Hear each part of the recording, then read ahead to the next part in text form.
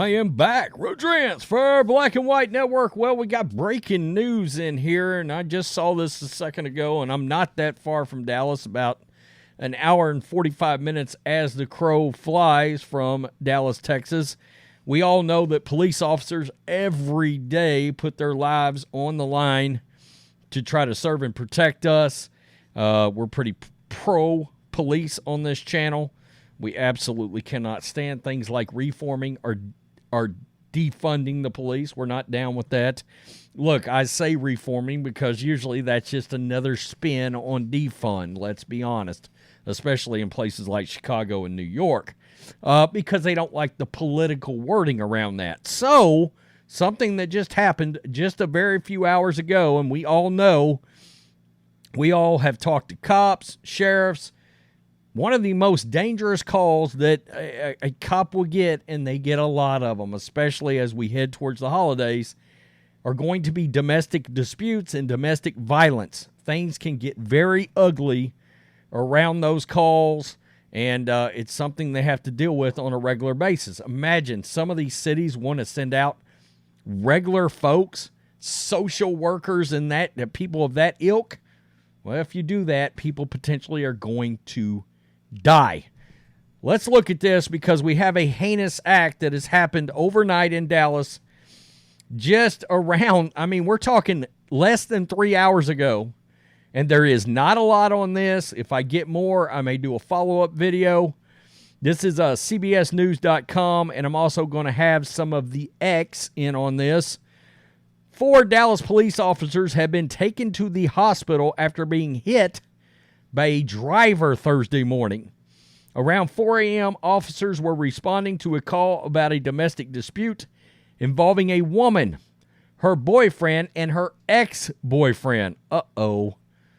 This is going to get bad. CBS News Texas confirmed with the police that the ex-boyfriend shot the boyfriend in the leg while 2 women and kids were in the house. Jesus.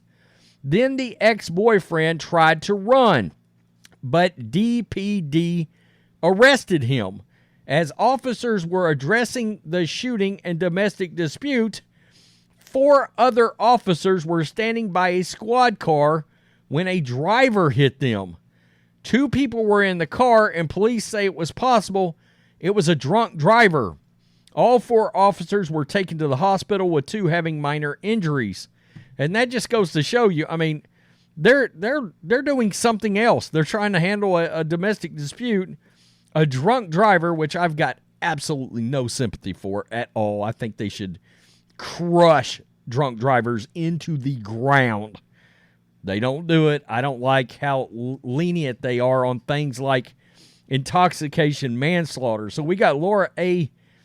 Harris, this NBC5 up there, and this was posted. She shared this. Very busy scene in Northwest Dallas. DPD responded to a domestic disturbance/shooting. While working that scene, a vehicle plowed through a barricade, hitting units and officers. 4 cops were injured and taken to Parkland, expected to be okay. Suspects from both investigations are in custody. So we got some pictures here. Right here, this is Alana Quillen, NBC5. There are cop cars right there. And there's another shot of cop cars right here. Let me see. It looks like, my God, on this kind of a street, somebody was so drunk they could not veer out of the way. Are you kidding me right now?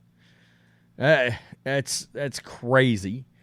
It's crazy. One of the things that goes on is intoxication manslaughter. In my opinion, that's something that is way too lenient. Like 10-year sentences.